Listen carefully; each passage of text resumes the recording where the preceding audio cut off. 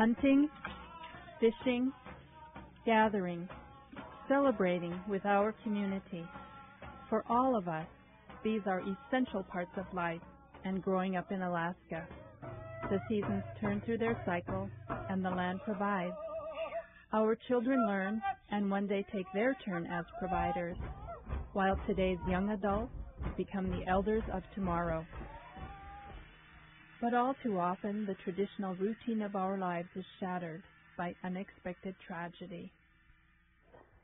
We're on our way back from Galena on a snuggle, and about 7 miles down out of here, we hit a snowdrift. And the snowdrift was like blowing downriver of some sort, and we hit it coming up, so it made us go sailing in the air. I'm sad to say that we lost someone not too long ago that come up from Galena, and on the way back to Galena he fell asleep and never woke up. Never knew what hit him. He didn't have a helmet on. The first year I started keeping track, we had 60 dog bites, and every year we had an average of 2 children were bitten severely enough to be hospitalized or medevaced out of here for treatment. Kids were getting right up to the dogs, and even some were chained up. They with the females with pups, and the kids want to go see them puppies, and then something will happen. We've had 4 pretty serious fires. In fact, 3 were complete burn downs in 4 different communities. In all cases, those were night fires, and smoke alarms were instrumental in waking people in the house. She fell overboard. They hit the drink wearing a little Tykes float vest with a handle that flapped up in the back. And we were in a pretty good-sized Parker, where it was 3.5 feet, 3 feet to the water from the back of the boat. And she fell over. I had to run the side of the boat, jump back, and I was able to reach down. That little handle was sticking straight up, grabbed her by her handle and jerked her right back in the boat. She was screaming the whole way. The problem is more serious than most of us realize. 3 out of every 4 deaths among Alaska Native children are caused by injury, and unintentional injuries are the 3rd leading cause of death for all Alaska Natives. While incidents of injury have declined in some areas of Alaska, the rates are many times national averages. Our goal is to create programs that address the most common types of injury in your community, make safety items readily available to every family in every village, and to encourage people to use float coats, to keep batteries in their smoke detectors, and to always prepare for the weather when they go out on subsistence activities.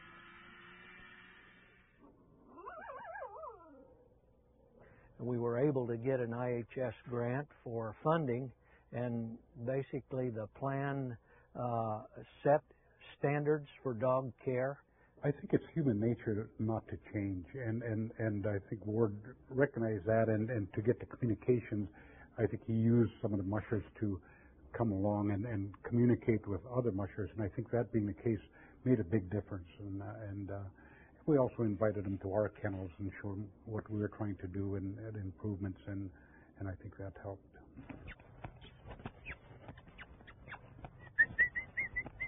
And I've been mushing 11 years, going on 12 years now.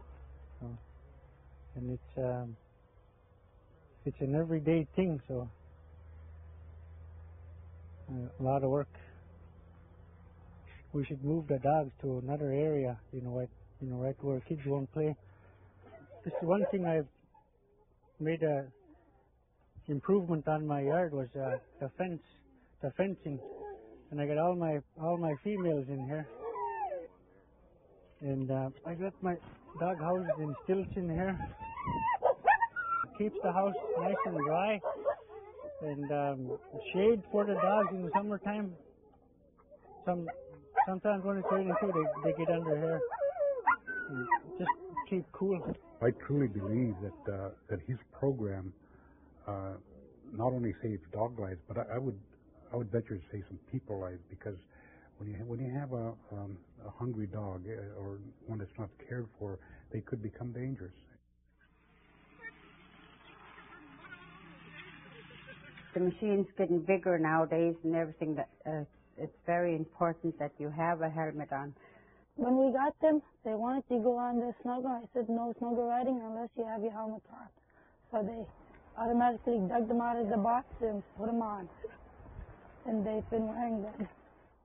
I said, oh, we had a snowgo accident over there. I said, that sled fizzled with our snowgo, and I hit my head pretty hard, but I had my helmet on. If I didn't have the helmet on, I wouldn't be here telling you this. Each of these helmets represent a life saved, and then at least $100,000 expense to the corporation saved. This helmet, young man had on from one of the villages and had attended one of the Bristol Bay Area Health Corporation helmet clinics. He was wearing it, had an ATV wreck. He broke his leg, whacked his head, so you can see that the helmet did its job. The challenge, of course, is to make sure that helmets are available and people use them. We put a lot of effort in, both manpower and money, into safety in the homes as part of our inspection program. Safety is covered on a yearly basis in the home, as is actual inspection of those safety items. Fire extinguishers are also checked and maintained. These are to make sure that they're in proper working order and that they've had their required inspections. With a program of putting smoke detectors out and availability, you also need to do homeowner education. Having that smoke detector in my house saved my family and saved the house, certainly did.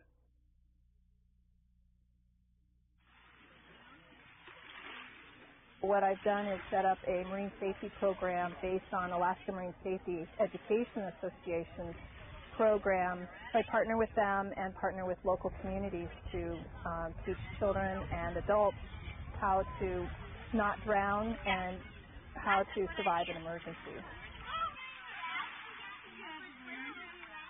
Kids Don't Float program started quite a few years ago in Homer, Alaska. What it is a board where there's a bunch of PFDs for kids, and now they've expanded it to adults. So people can go to the board and get a PFD, borrow it, use it, and then they return it to the board. The kids are pretty important to me, and we've gone through a lot of float coats. There's 9 and 6, sizing them constantly, trading throughout the community.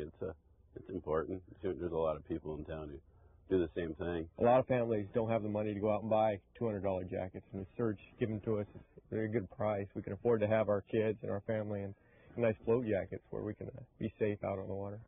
The challenge then for village councils, health professionals, and injury prevention specialists is to make safety an everyday concern in all villages. Funding is needed to make programs successful in your region. Funding is needed for education, training, and most importantly, for offering safety gear at cost so families can afford them and people will use them. We should not accept unintentional injuries as a routine part of life. Injuries do not have to happen. We can improve the health of Alaskans by working with communities to implement effective injury prevention programs. We have the local knowledge, traditions, and abilities to make every village a safer place to work and play. Everything is preventable. And why aren't we practicing it? For more information, please contact the Alaska Native Tribal Health Consortium Injury Prevention Program at 1-800-560-8637.